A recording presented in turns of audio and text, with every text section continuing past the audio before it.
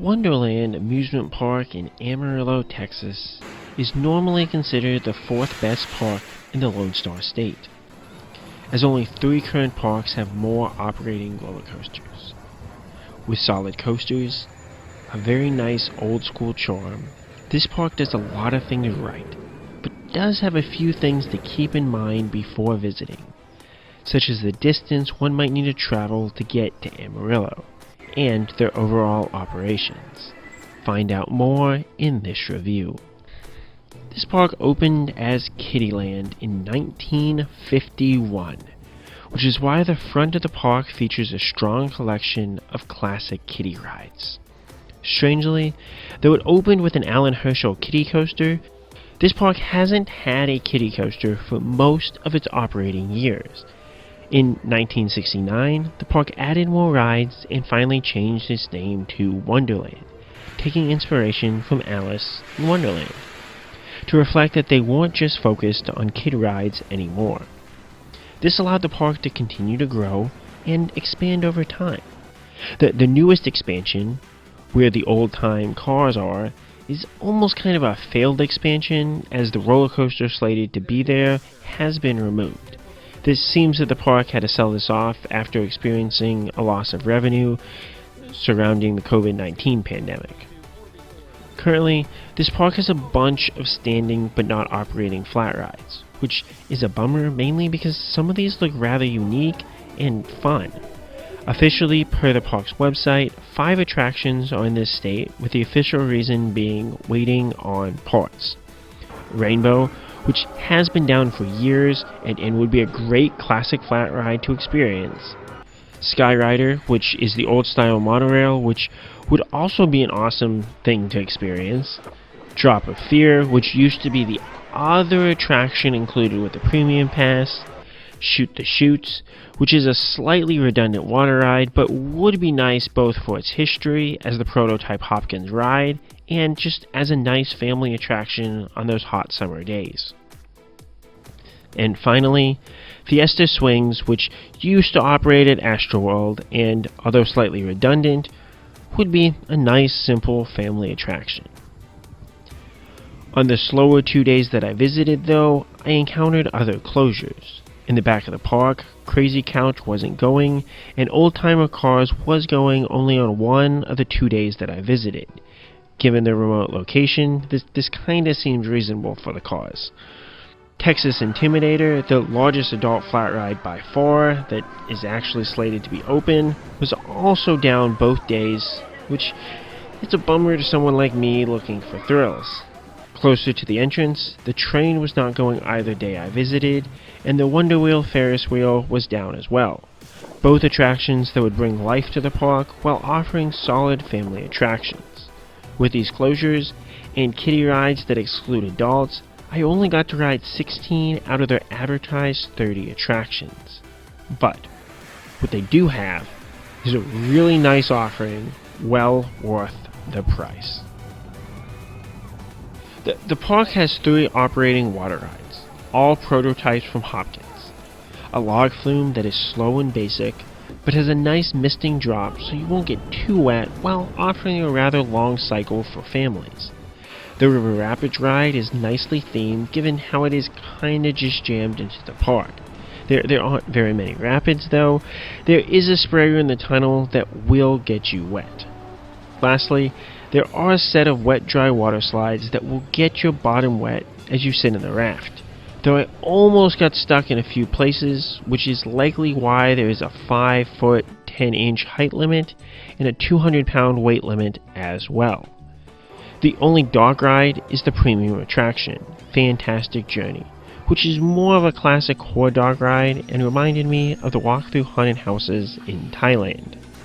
With the name, you feel there should be a fantasy aspect to this dog ride, but there really isn't. And that's probably disappointing for some families. It is neat for what it is, especially since it was built by hand for the park founder.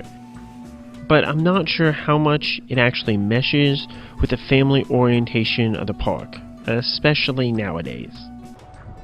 The remaining flat rides are relatively basic, but enjoyable and none should get you too dizzy if you're worried about that. From a scrambler, to a merry-go-round, to a tilt-a-whirl, to a pirate ship, all offered solid family and carnival amusements. Balloons is rather basic, which I guess it used to have coverings over its balloons, and the old-timer cars is a very simple layout as it is one of the newer attractions to the park. The Himalaya offered nice theming to the area with its music and an attendant who enthusiastically shouted, "Who wants to go faster?" The bumper cars were really enjoyable as you got some good bounces and collisions, so I can suggest giving those a try. The Skyride or chairlift is beautiful how it complements its area, but with the minimalistic restraints and the little bit of wind that can rock your car, I was scared on this ride for sure, as it absolutely got my fear of heights going. The coaster collection here is small, but top notch, and I loved getting re-rides on all of these coasters as they are each pure fun in their own ways for what they are. Hornet is the weakest of the coasters, but this custom Vekoma inline seating coaster is still a solid and enjoyable ride for families with a unique shuffling feeling while having minimal to no drops. When I was scared of larger drops on a coaster as a kid, this was my favorite all-time coaster when it ran as Mayan Mindbender at Six Flags Astroworld. It doesn't offer large thrills, but this is one of the better family coasters out there, and I'm pretty sad that more versions of this were not made. It can have an 8-person rider minimum, which shouldn't be a problem on busier days, though a rider minimum was not enforced on my visit as I got many rides to myself, as I simply love this coaster for what it is. Cyclone is a Milo Wild Mouse with no seat restraint, making for a unique and exciting coaster, especially as you can get a bit more off the various drops and bunny hills. With the low crowds of this park, this Wild Mouse was almost always a walk-on, or maybe a one-train wait at best, making it super easy to ride again and again and again, and it ranked as my 4th most ridden coaster for 2024 with 18 laps over 2 days. Mousetrap seems like a ride that is going to be great just for the first drop in that very back row, though you get a bit more ejector airtime back there. I found both drops really enjoyable from any row, and the helixes offered solid forces with weird kinks on some of the straight sections, making for a very solid all-around coaster experience with good pacing. It does have a minimum rider requirement of 10 out of 12 seats being filled, which can be slightly hard to get, especially on a slow day, and especially if adults don't fit with their restraints, but shouldn't be a problem if the park is busier. Finally, Texas Tornado is the star, and for the strangest reason. It is not the iconic Strange Loops, as those ride pretty similar to like normal loops, or the various drops along the course, as those provide really no airtime. No, this coaster offers 3 lateral kinks in its various valleys that combine forces of the positive G's in a strong way to make for an enjoyable and unique coaster. And this is coming from someone who is not a big fan of positive G's in general. This coaster has a really tough rider requirement at 15 minimum riders and is an upcharge, either as a one-off for $4 or with the upgraded wristband. So not everyone will be riding it.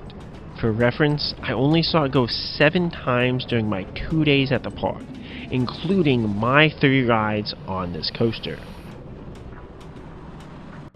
This park also has a weird rope drop system, as they will open the gates to allow guests to buy a pass at the posted opening time. Arriving early thus isn't super necessary, especially as lines won't exist once you're inside the park. If you're trying to plan a short visit to the park while riding everything, the park is set up as one long walkway down the entirety of the park, which makes hopping from ride to ride very easy. If you're visiting on a weeknight with limited hours, just hop on rides as you come across them. Operations were incredible at this, as I could normally get immediately on the next cycle of a flat ride without waiting almost at all, and although you will find ride closures, those that are open should be immediately ready for you to hop on once their cycle finishes. If you're coming from the main entrance by the kiddie area, the only adult ride over there is the carousel, if you wanted to ride that. Then after that, they got Rainbow, the train, and the Ferris wheel, which might be closed on a slower day as it was for me. So Cyclone would be the next main ride that you'll encounter. This coaster, despite its small capacity, was nearly always a walk-on for me, and you can get your fill of a couple laps before moving on to the log flume and the scrambler, and continuing onwards to the rest of the park. You will likely need to wait a little until enough people show up that Mousetrap or Texas Tornado is able to meet its minimum rider requirements anyways, so taking a leisurely pace like this should be fine and allow you to experience all attractions with multiple laps on the coasters within a 3-hour or less window. The exception, of course, is Texas Tornado, which likely will run very sparingly, especially on slower days. So best of luck if that is a priority. Per my experience, they did not allow guests in without purchasing a wristband, so all guests needed a pass. They also turned 2 girls away for wearing halter tops that did not cover enough, so those girls had to go back to their car and change. There are 3 colored wristbands. A green, which I'm assuming is a pay-as-you-go wristband that can only be purchased once inside the park for future visits, though I'm not sure as this option is not listed on the website or ticket booths, but many people seem to have these wristbands. A yellow wristband, which is the regular WOW, excluding the premium rides, and the red wristband, which is the ultimate pass, including Texas Tornado. If you visit on a slow day and are trying to round up people to ride Texas Tornado, being able to clearly see who has already paid for this is a really nice touch, as it helps make it super easy to just go up and ask them, hey, you want to ride Texas Tornado? Though many guests who did purchase this upgrade weren't also super keen about actually riding Texas Tornado, but whatever. As for which wristband you need, on a busier day, go ahead and get the unlimited laps on Texas Tornado, if you're coming for the coasters. But on a slower day, the regular pass at $30.40, at least for the 2024 season, should be all you really need. This includes the $2 off coupon you can print from the website, and you can buy laps on Texas Tornado for $4 a piece, so there isn't much point in paying an extra $16.15 for the Ultimate Pass if Texas Tornado only runs 3 or 4 times throughout the entire day. Despite this, I still saw many guests buying the Premium Pass, and then many who were disappointed because it seemed to not be that good of a value. I do wish that you got something worthwhile for the upgrade, especially as the park probably could use the extra money, or otherwise at least tell guests that it is not really a worthwhile upgrade. I bought the Ultimate Pass on my longer day at the park, and went ahead with a cheaper option on my 3-hour evening day. And I met a couple on a coaster trip who went ahead and bought the regular pass even on the longer day, and came out slightly ahead as they only got 2 laps on Texas Tornado, plus paid for a trip on Fantastic Voyage. Especially since you won't have time to play mini golf on the shorter days of the park, the upgrade just doesn't make sense. Besides unlimited laps on Texas Tornado, you get 1 ride on Fantastic Journey, unlimited rounds of mini golf, which is a decent but old course that would be fun to play with a family, but if you're just going by yourself. The mini golf course is outside the park, so you don't have to buy admission to play it, but just pay the $7.50 per person. But you can easily go out and play it with a premium wristband as well. They were also giving a free soft drink with the Ultimate Pass, though this is not posted on their website. The price of a pass is cheap, especially considering the offerings of this park.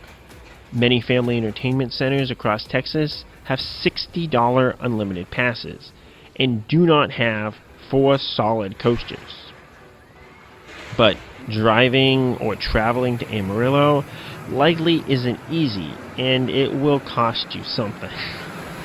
As a kid, I remember traveling to Palo Canyon and really enjoyed the hard work of biking around it, so one could certainly add Wonderland to a family trip to the Texas Panhandle. But it is still a long drive if you're coming from a major Texas city other than Dallas. When pairing this with other parks, it is only 4 hours from Frontier City and 4 hours from Cliffs Amusement Park in Albuquerque, New Mexico. So you can either try to get the New Mexico credits with this park or head east through Oklahoma and pick up those credits. It is only 5.5 hours from the Dallas Metroplex, with 287 being a very easy road to navigate despite how it looks to wind around a lot. If you're seeking Texas credits, I paired this park with a quick visit to Abilene to ride Minor Mike at Mr. Gatti's Pizza, which I could easily do for lunch and still get into Amarillo around 5:30 p.m., an hour and a half before Wonderland opened that evening. Unless you're a huge fan of driving, I would highly recommend planning a stop here as part of a longer trip, as driving 8 hours just for this park might be a bit much, though it did work surprisingly well for the 2 days that I visited. As for when to visit, this is critical to consider. I'd recommend either a Saturday or Sunday or busy holiday, both for the long hours and the likelihood that all rides will be running and that the coasters will easily meet the rider requirements, mostly Texas Tornado. I visited on the 3rd and 4th of July, since I work weekends and was trying not to take a weekend off to travel to Amarillo.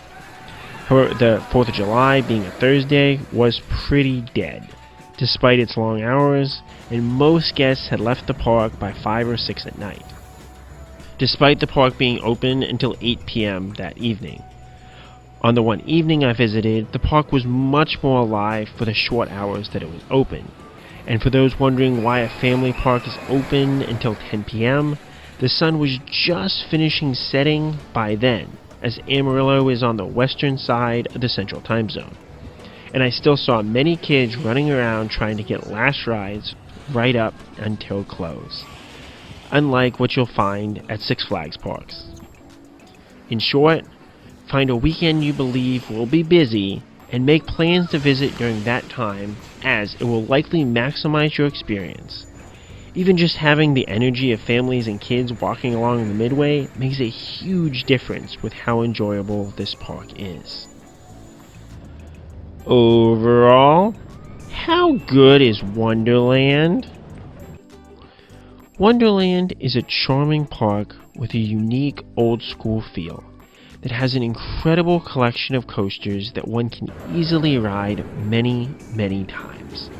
Despite only having 4 coasters, these all rank as top 25 coasters in the state of Texas, at least for me, and I'm more than willing to ride these many times on a visit.